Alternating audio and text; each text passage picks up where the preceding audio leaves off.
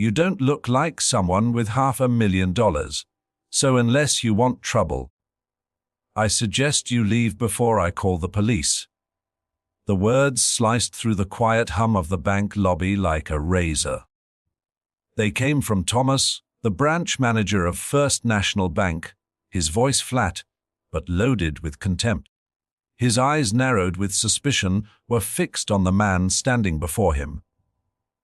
A calm, well-dressed black man in his late 50s, holding nothing but a driver's license, a corporate debit card, and decades of quiet dignity. Before we go further, where are you watching from today?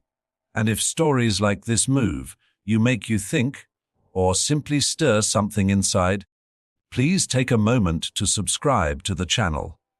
And don't forget to click like so more people hear voices that matter. Now, let's get back to what happened on that unforgettable afternoon in Atlanta, because it didn't just end with a threat. It ended with a lesson the entire city would remember. David Coleman had walked into First National Bank at exactly 3:58 in the afternoon, right on schedule. He wasn't rushing. He wasn't causing a scene. He was simply there to complete a high V-value transaction, one that had been arranged days in advance. His firm, Coleman Holdings, had just secured a major property deal downtown, and the seller had requested cash, $500,000. It wasn't unusual at his level. What was unusual was the reaction. David approached the counter with quiet confidence and offered his credentials to the teller, a young woman named Jessica, who barely looked up from her screen. The moment she saw the amount, her demeanor shifted. Her voice turned curt. Her fingers stopped typing. She stared at him with that expression he'd seen far too often in his life. An expression that asked a question her lips didn't dare voice. "How could someone like you possibly have this kind of money?" Jessica tapped a button and muttered one moment. Less than a minute later, Thomas emerged from the office. He was a man in his early 40s with slicked back hair, a stiff walk, and the kind of superiority that couldn't be taught, it had to be inherited. He didn't ask David any questions. He didn't verify the account. He didn't even glance at the name on the card. He simply looked at David and said, "We've had a lot of fraud lately. You'll need to come back with a banker." David raised an eyebrow. "I scheduled this withdrawal on Monday. Your team confirmed everything by phone." Thomas crossed his arms. "Doesn't matter. We're not handing over that kind of cash without real proof of who you are. This card could belong to anyone." David kept his voice level. "You have my ID. You have my card. You have my face. And you have a record of my appointment." Jessica laughed quietly, as if amused by the whole scene. "You people always think you can bluff your way through," she said under her breath, but not low enough to avoid being heard. David didn't flinch. Instead, he calmly replied, "I'd like you to check the executive accounts file. Search for Coleman Holdings." Thomas sneered. "Mr. Coleman, if that's even your real name. We don't hand out $500,000 to just anyone who walks in wearing a suit. We have policies." The moment hung heavy in the air. A few customers nearby had turned to watch. Among them was Sharon, a retired school teacher with kind eyes and a sharp memory. She tilted her head and frowned. Standing behind her was Robert, a middle-aged mechanic with grease on his hands and a sense of right and wrong that didn't care about skin color. Both were watching, listening, uncomfortable. Before David could respond, Thomas gave a subtle nod and James, the bank security guard, stepped forward. "Sir, I'm going to have to ask you to leave," James said, his hand resting on the walkie-talkie at his hip, "or I'll be forced to escort you out." David inhaled slowly. Then he reached into his jacket pocket and pulled out his phone. He didn't yell. He didn't raise his voice. He simply dialed and said, "Mary, it's time. I need you here now." Then he ended the call. The silence that followed was deafening. Sharon whispered to Robert, "This doesn't feel right." Robert muttered, "Nah, this is straight up wrong." Behind the teller counter, a younger employee, Angela, sat frozen. She had just started working at the bank 2 months ago. Fresh out of training, still learning the ropes. She had pulled up the executive account screen moments earlier and saw it David Coleman, CEO, VIP status, flagged for higher access. But Thomas had glanced at her just once, and that look was enough to keep her silent. David returned his gaze to Thomas. "You're making a mistake," he said, voice steady as stone. "A serious one." Thomas shrugged. "We'll see about that." And that was when the atmosphere changed. David stepped slightly aside, looked through the glass doors, and waited. Customers began murmuring. The tension thickened. Angela's fingers hovered over her keyboard, her conscience flickering. Jessica scoffed, unaware her smirk was about to fade. And Thomas, standing tall in his illusion of control, didn't know that he had just stepped into the single, most consequential moment of his professional life. The clock read 4:04 in the afternoon. 7 minutes remained before the end of the business day. 7 minutes before everything would flip upside down. 7 minutes before a man they had judged, mocked, and dismissed would reveal the truth and hold them all to account. Thomas scoffed, folding his arms like he'd won something. "CEO," he repeated, his voice dripping with mockery. "You're delusional." Jessica chuckled behind the counter, shaking her head as if the whole situation was entertainment. "Nice try," she said coldly, "but we're not falling for your act." The moment stretched long and tense. James, still stationed by David's side, stepped closer and placed a firm hand on his shoulder again, his tone more threatening this time. "You've been asked to leave," he said. "You can walk out or I'll walk you out." But David Coleman didn't move. His gaze was steady, unflinching. He looked James in the eye and said clearly, "Check the executive accounts. You'll see my name. Then ask yourself if this is really worth it." His voice wasn't loud, but it cut through the air with precision. A few customers behind him were now fully tuned in. Sharon, the retired school teacher, looked disgusted. "This isn't right," she muttered loud enough for the front desk to hear. "Check his ID properly. Treat him with respect." Robert, the blue-collar mechanic behind her, stepped closer too. "Man came in with his documents and an appointment," he said. "You're treating him like a thief just 'cause he's black. Shame on all of you." Their words didn't shift the staff's posture. If anything, they seemed to harden Thomas's pride. Sir Thomas said in a clipped tone, "This is a private institution. We reserve the right to refuse service to anyone. I don't have to explain myself to you or your fan club here." That was when something shifted behind the counter. Angela, the newer teller, hesitated. She had been silent this whole time, her hands hovering nervously above her keyboard. She looked down at the screen again. David Coleman, executive-level client, high net worth flagged account. All the verification notes were there. She had no doubt it was real. But when she looked up, Thomas's glare caught her mid-thought. It was the kind of look that said, "Don't you dare." Angela swallowed hard and looked away. David caught that. His eyes met hers briefly, and in that glance was something heavier than accusation. It was disappointment, not anger, not blame. Just the quiet weight of having seen it all before. He didn't say a word to her. He didn't have to. Angela shifted in her seat, visibly uneasy, her conscience quietly waking. At that moment, David pulled out his phone again. This time, he didn't move to the side. He stayed right where he stood and spoke aloud as he dialed. "Mary," he said into the phone, his tone firmer than before.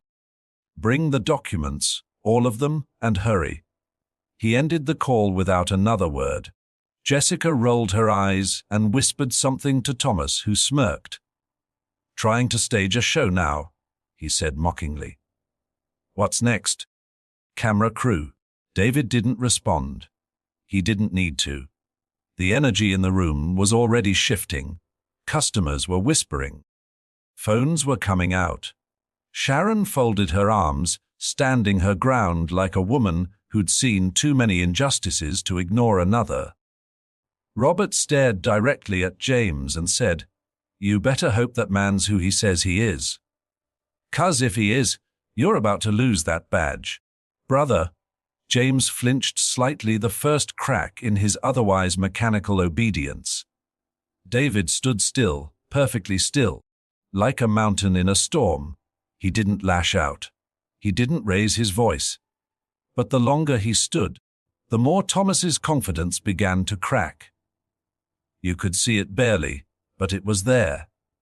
A twitch in the jaw, a glance toward the door, a hint of doubt, and then came the sound that broke the moment, the unmistakable click of high heels on tile fast. Purposeful drawing nearer.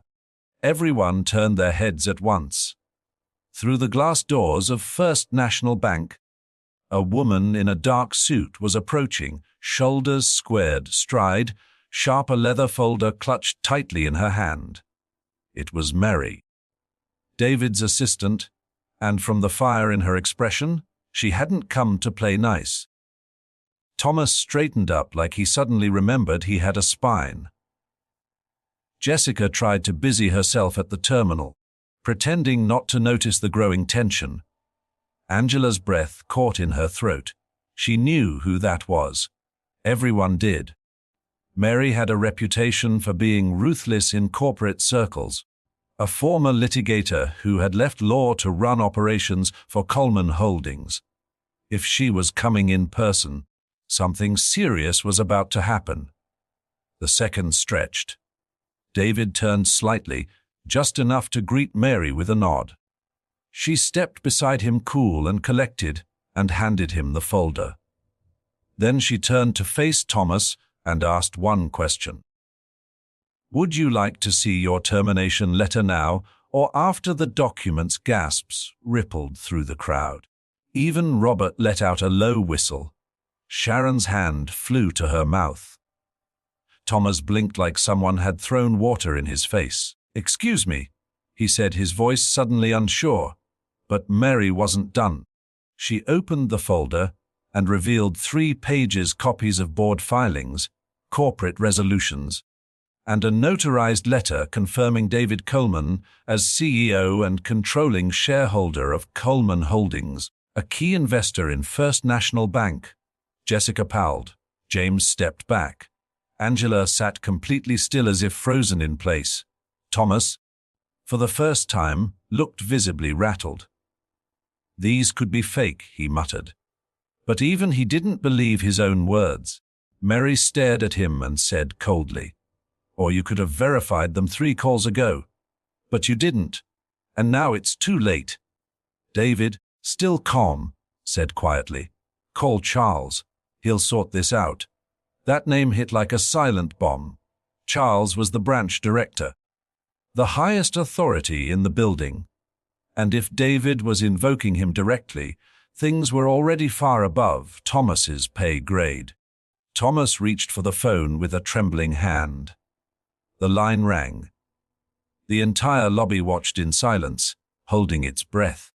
David turned to face the room, not to speak, but simply to stand there as a black man who had walked into a bank to withdraw his own money and been treated like a criminal.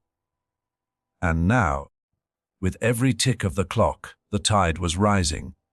The reckoning had only just begun. The lobby had gone still. Not the silence of routine banking hours, but a thick waiting stillness, the kind that settles just before thunder breaks. "Thomas?" now visibly sweating, clutched the receiver with clammy fingers as he waited for Charles, the branch director, to pick up. But before a voice could answer on the other end, the glass doors opened again, and Mary, standing tall beside David, took a single step forward. Her heels clicked with precision, the leather folder still in hand, her voice calm, but sharp as a blade. "This is documentation from Coleman Holdings' legal office," she said, unfolding the contents without flinching. "It includes Mr. David Coleman's appointment as CEO, verified by the board of directors with full operating authority and financial rights. Your system should have confirmed all of this had you bothered to check it." She turned to Angela. "You saw it, didn't you?" Angela froze, caught like a deer in headlights. Her lips parted, but no sound came. Jessica glanced sideways, whispering under her breath, "Don't say anything, girl." David didn't press her. He simply nodded once at Mary, who continued laying out the stack of corporate papers, and David's matching driver's license on the counter. "We have transaction records," she added. "Bank appointment logs, signed confirmations from your executive office. There was nothing unclear except your team's judgment." Thomas's voice cracked as he tried to regain control. This could be forged. We see this all the time. Sophisticated scams. Anyone can print a letterhead. Do you hear yourself?" Sharon called out from the waiting line, shaking her head. "This man gave you ID. You refused to check it. Now he brings documents and suddenly it's a conspiracy." Robert Arms-Cross added, "Just say what you mean, man. You didn't believe him because of what he looks like. Period." Thomas opened his mouth, then closed it, visibly flustered. James, the security guard, had slowly backed away from David, now uncertain whose orders to follow. Even Jessica stopped pretending to work. For the first time since the confrontation began, her smirk had vanished, replaced by a cold, unsettled stare. It was Angela who finally cracked. Her voice barely above a whisper broke through the tension. "He's telling the truth," she said. Then louder, more clearly, "David Coleman, executive client. His profile is right here on our internal system. VIP status flagged for direct approval. I saw it 10 minutes ago." All eyes turned to her. Thomas's jaw tensed. Jessica muttered unbelievable under her breath. But it was too late. The truth had cracked open, and with it, the flimsy wall of authority Thomas had built was beginning to crumble. David didn't gloat. He didn't raise his voice or ask for apologies. He simply turned to Mary and said, "This isn't about me. It's about what this branch has become. Call Charles. He needs to see this with his own eyes." Mary nodded and dialed the direct line herself. After a brief exchange, she handed the phone to Thomas. "He wants to speak with you," she said coolly. Thomas took the handset, face flushed, and mumbled a few strange words before hanging up. He's on his way." Across the lobby, customers began to murmur. Some were quietly filming. Others were simply watching in stunned silence.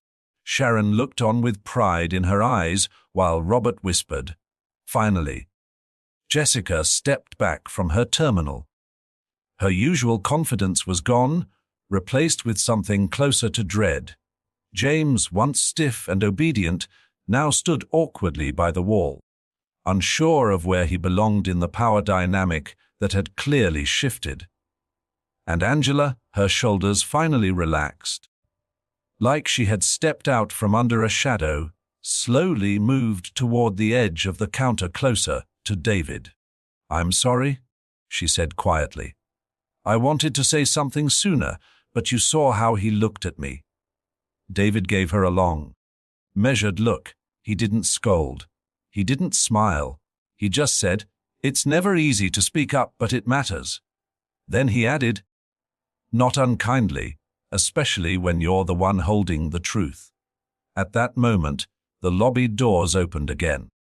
All heads turned as Charles entered, a tall, broad-shouldered man in his 60s, with silver hair, a firm step, and a quiet kind of power. He was dressed in a dark, tailored suit and carried no briefcase, only purpose. He scanned the room quickly, taking in the cluster at the front desk, the tension in the air, the folder on the counter, and finally David. "Mr. Coleman," Charles said with respect, stepping forward and extending his hand. "I came as quickly as I could. I heard there's been an issue." David shook his hand and gestured toward the documents. "You can see for yourself." Charles reviewed them carefully, one page at a time. He read the transaction logs, the executive confirmation letters, and the official credentials. As he read, Thomas fidgeted behind him, clearly sweating through his shirt. Jessica stared at the floor. Angela kept her eyes forward, steady now. After several long moments, Charles looked up. "These are legitimate," he said. "All of them. Mr. Coleman is exactly who he says he is." He turned to David again and bowed his head slightly. "Sir, on behalf of First National Bank, I offer my sincerest apology. This never should have happened." David didn't respond right away. His eyes swept the room past Thomas, past Jessica, past James, and finally settled on Charles. "It did happen," he said. "And that's the problem?" Charles looked at him for a long, quiet second. "Understood." Then David turned slowly toward the staff. "We're not done here," he said.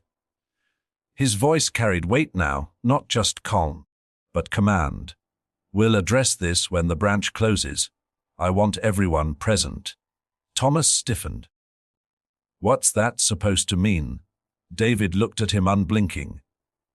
"It means you don't walk out of this unexamined. None of you do." Then, with a firm voice that silenced the entire room, he said, "No one leaves until I say so."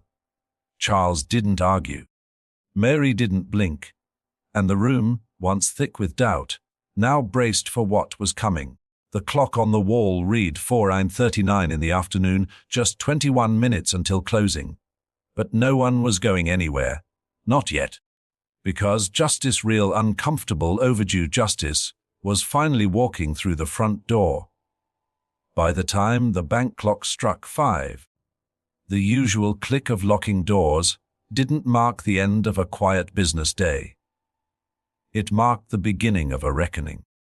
The blinds had been drawn. The customers, Sharon, Robert, and a few others had been invited to stay if they wished. And every one of them had chosen to remain, not out of curiosity, but out of principle.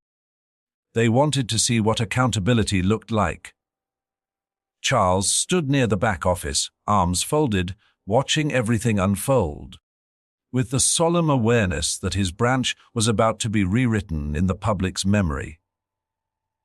David Coleman stepped forward, not with anger, not with pride, but with the weight of a man who had carried injustice long enough to recognize its patterns before they even opened their mouths. He turned first to Thomas. "You were given every opportunity to treat me like a customer, like a human being, but instead you saw my skin and decided I didn't belong here." Thomas's mouth opened, but David raised a hand. "Don't speak. Just listen. You didn't ask for clarification. You didn't check the system. You assumed I was a fraud because I didn't match your image of wealth. And then when I provided documentation, you tried to cover your mistake with more arrogance. That's not leadership. That's cowardice hiding behind a title." Thomas's face flushed a deep red.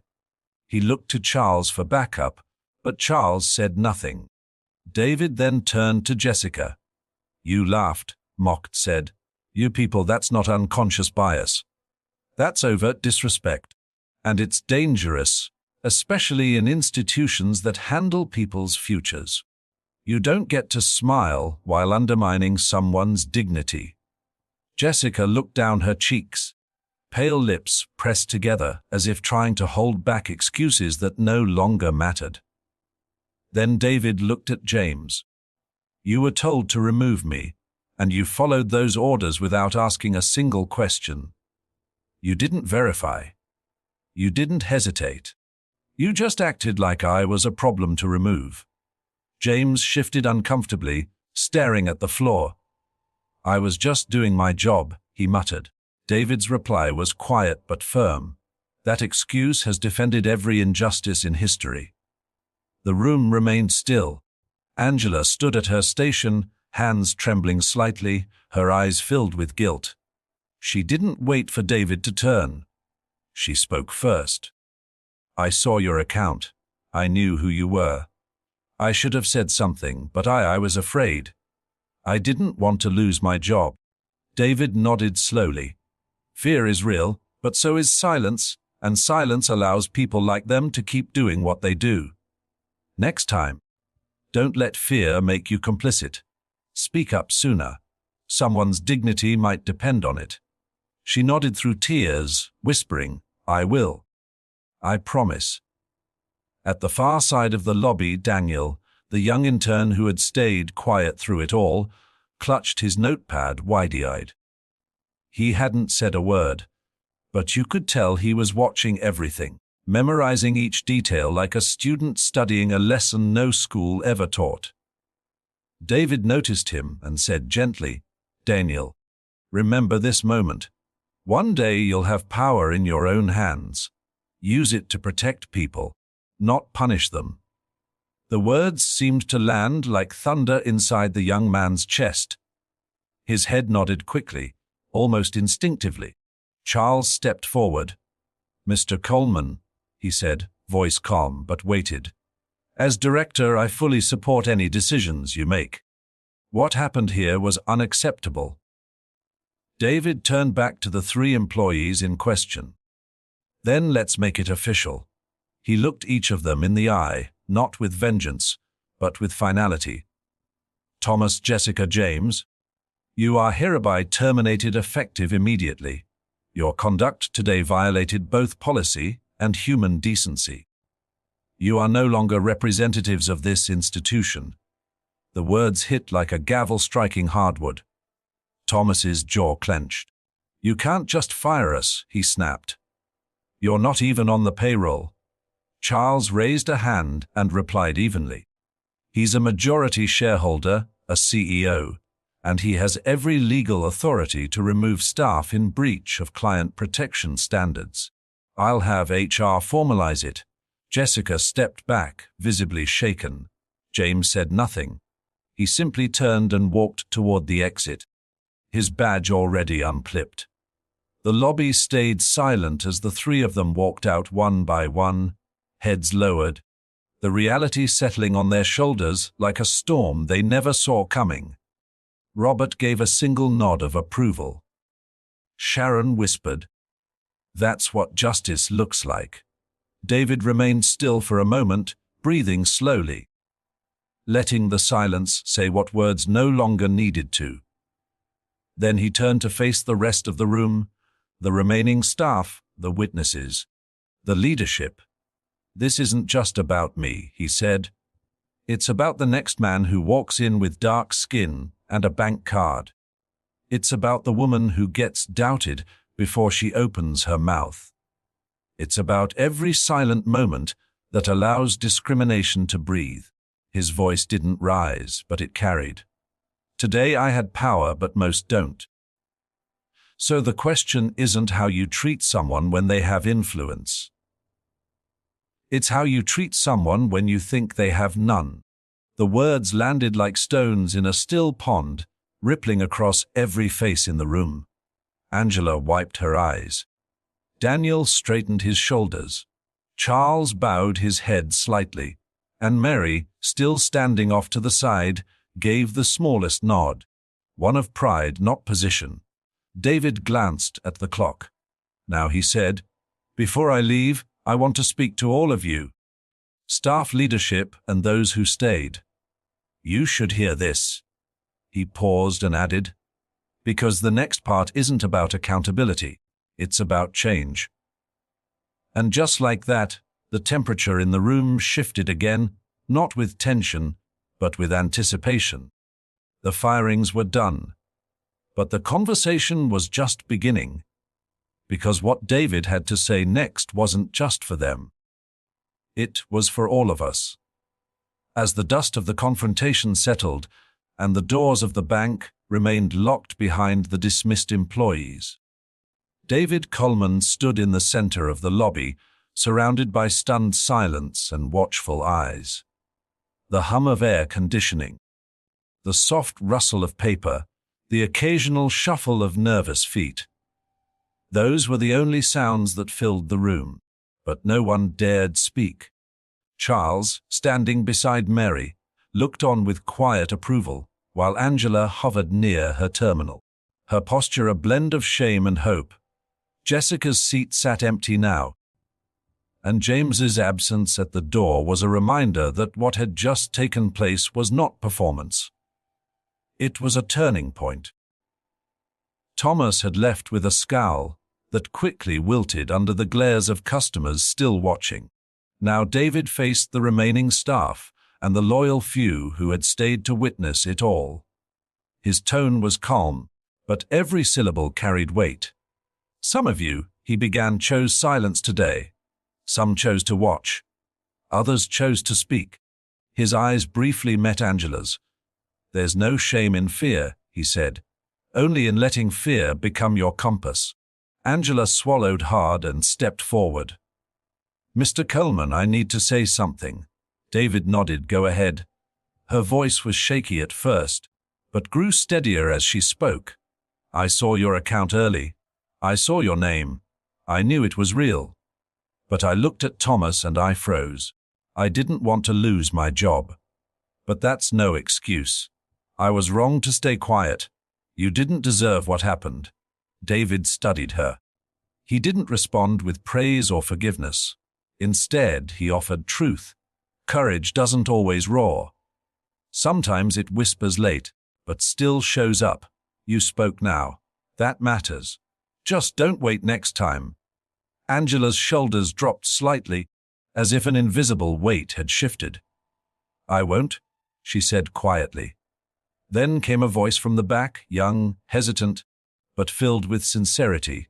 It was Daniel, the intern. Mr. Coleman. David turned. Daniel took a step forward, clutching his notebook to his chest. I didn't know what to do either.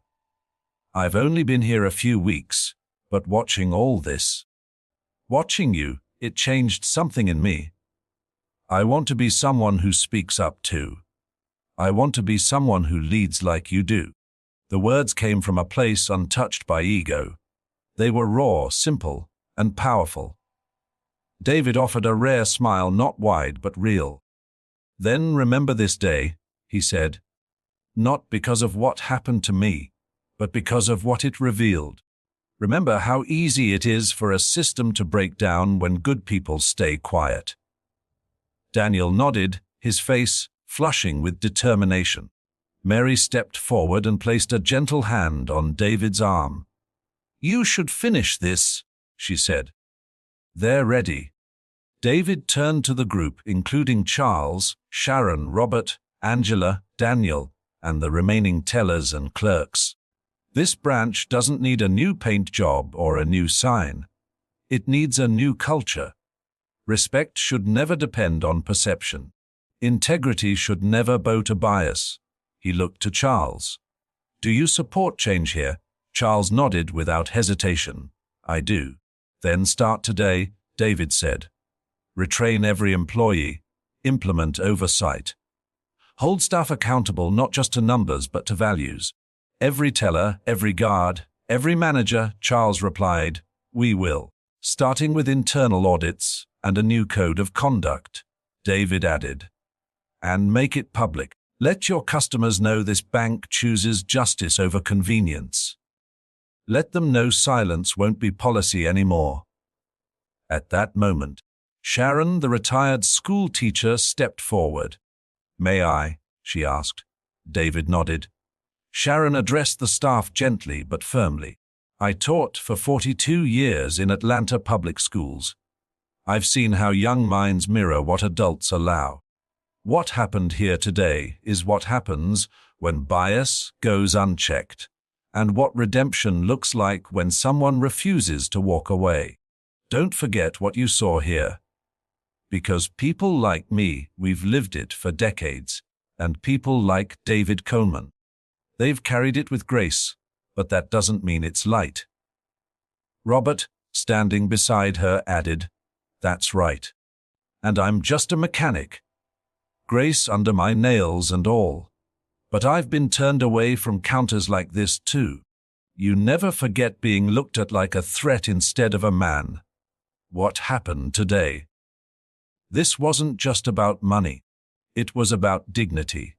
Their words lingered in the air like incense, unshakable, honest, deeply American in the most painful and hopeful ways.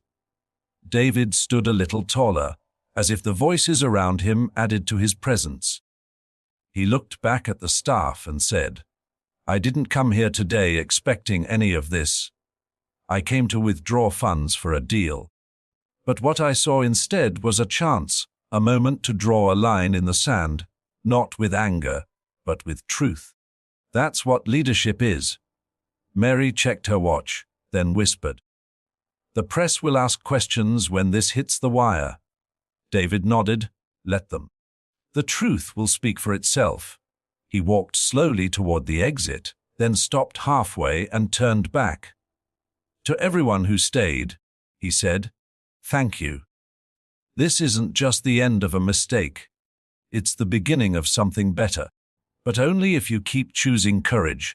Charles extended a hand. David shook it. "You've got 6 months," David said. "I'll be back and I'll expect to see a different branch than the one I walked into today." Charles nodded again. "You have my word." The door buzzed and opened. David stepped outside the sun, now low in the sky, casting long shadows behind him. But inside the bank, the light had only just begun to change.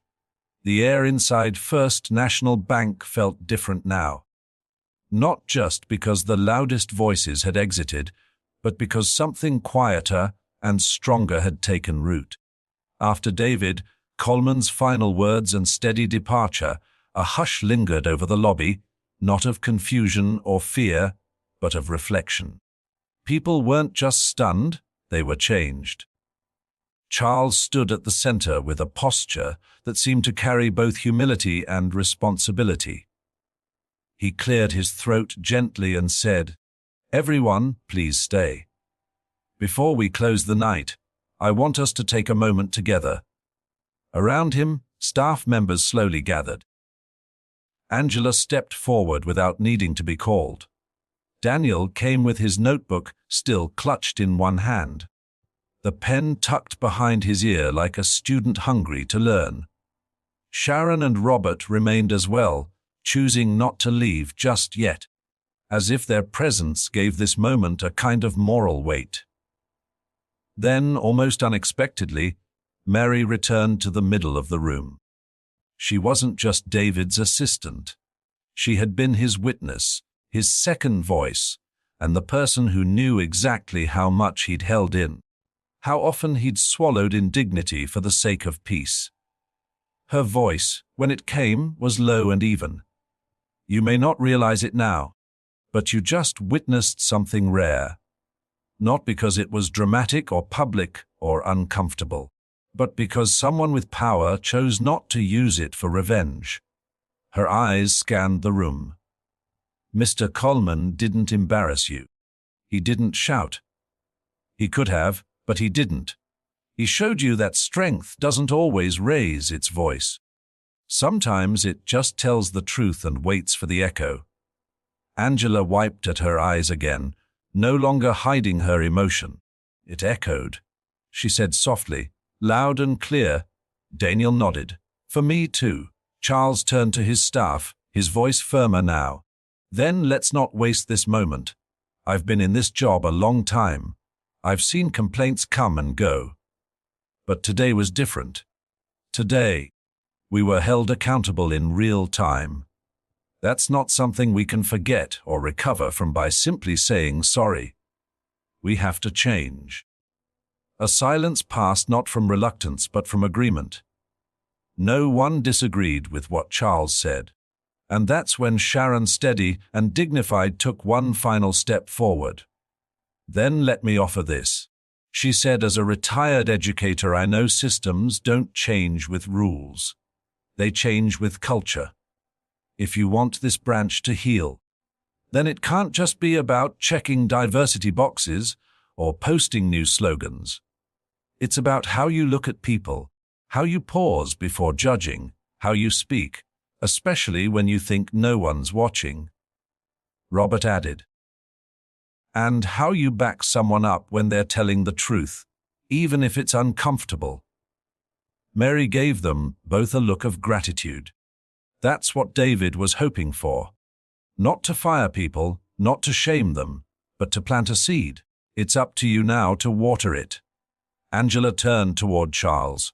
What happens next? She asked, not defensively, but openly, like someone truly ready to be better. Charles answered without hesitation. Mandatory training, independent reviews of customer service, anonymous feedback lines, and monthly internal sessions on equity and human dignity. Not from some corporate script, from real stories, from people who've been through it. Daniel spoke next, his voice still finding its place. Can I help?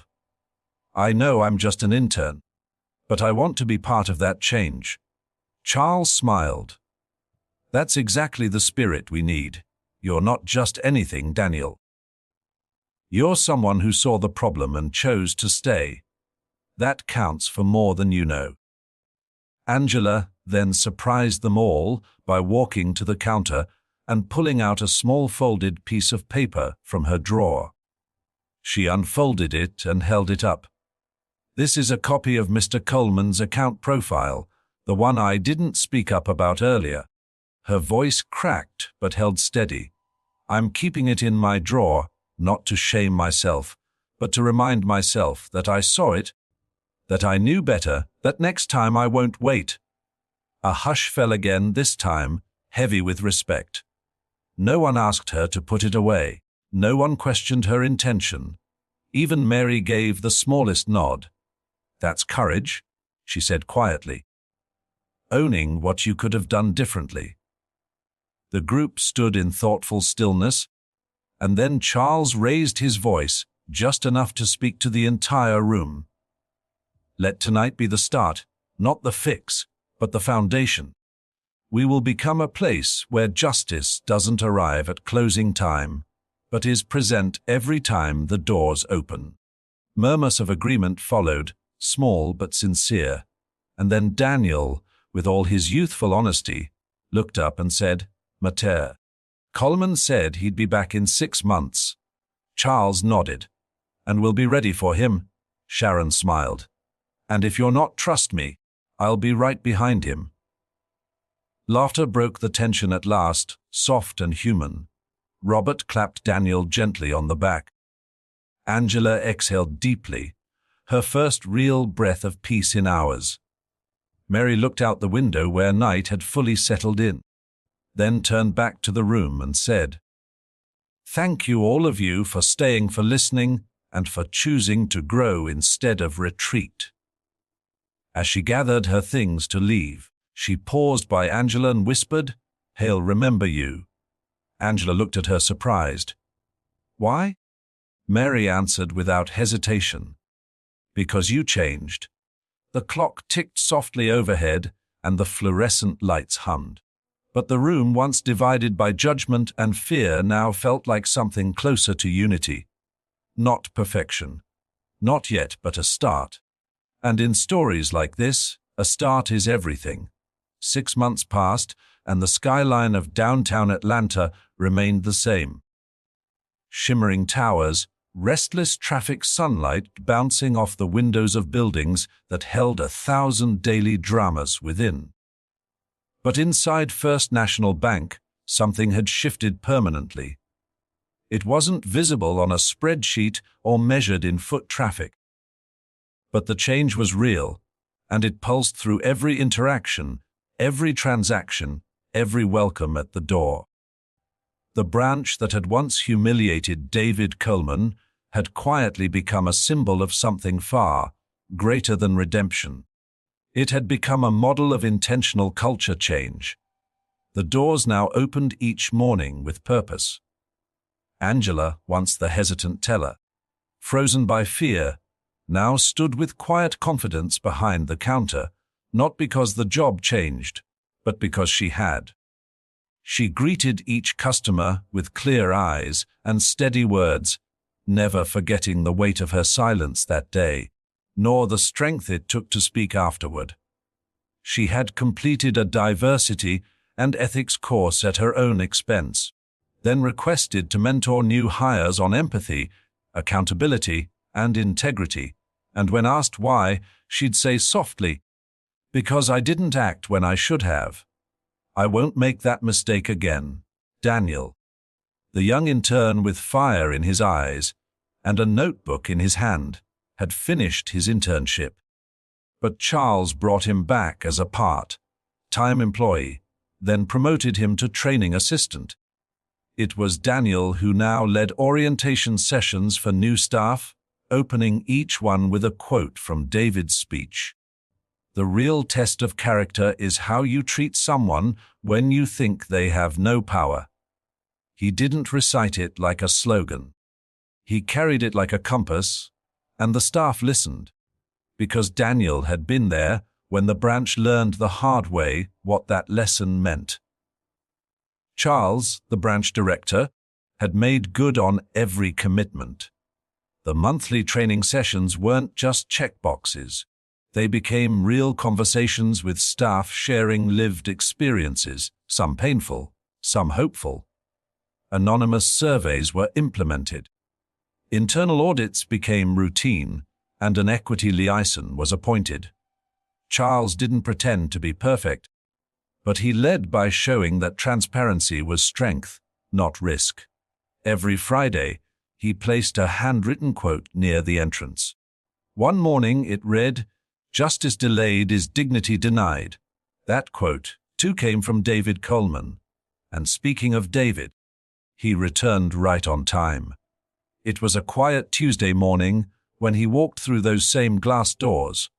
No announcement, no press, just a calm presence and the quiet click of polished shoes on tile.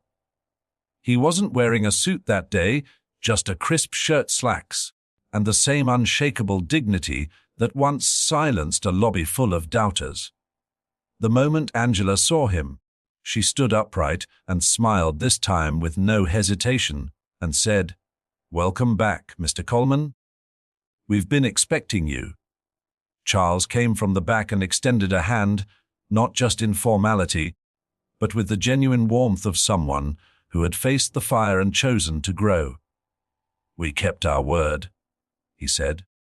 David looked around slowly at the updated signage on the wall about customer dignity, the new transparency policy printed at every desk, the diverse staff now working in harmony, and simply nodded. I can see that he spent nearly an hour visiting with staff, asking questions not just about processes, but about how they felt doing their jobs. At one point, he pulled Daniel aside and asked how things were going. Daniel grinned and said, "I don't just have a job now, I have a mission." David chuckled softly and said, "Good, then I did my part." The visit ended in the small staff break room where Charles had gathered everyone for a short acknowledgement. "We're not perfect," he said plainly, "but we're better. And that's because we stopped hiding from what we saw and started changing how we lead." David looked around the room, eyes landing on Angela, then Daniel, then Sharon and Robert, who'd shown up just to see him again, and said, "You all prove something rare, that transformation isn't a speech or a headline. It's 1,000 small decisions made when no one's watching. You could have buried that day. Instead, you built something from it that matters." And with that, He turned to leave. But just before he reached the door, he paused, turned back, and added quietly, "I didn't come back for applause. I came back to make sure that moment wasn't wasted. You've honored it. Now keep going." And then he was gone, like a ripple that had passed through still water, leaving it forever changed. Outside, the sun lit the sidewalk the same way it had 6 months earlier. But inside First National, something had shifted permanently. Not because a CEO demanded respect, but because a community chose to reclaim its soul. That story spread not through viral videos or breaking news, but through whispers, testimonies, and quiet conversations in churches, barber shops, classrooms, and waiting lines. Sharon and Robert told it often. That man, Sharon would say, walked in for a withdrawal and gave us all a deposit of courage. Robert would add, he didn't just change the bank. He changed the temperature of the whole city. And in homes across Atlanta and far beyond, his story lived on not as a warning, but as a reminder that dignity is not something to be granted. It's something that must be recognized. That power, when used with grace, can do more than punish. It can elevate. And that justice doesn't always come in a courtroom. Sometimes it walks quietly through the doors of a bank, refuses to bow, and plants the kind of seed that blooms long after the moment is gone. Thank you for watching. If this story meant something to you, please like, subscribe, and share it with someone you care about. Until next time, stay kind, stay strong, and always stand for what's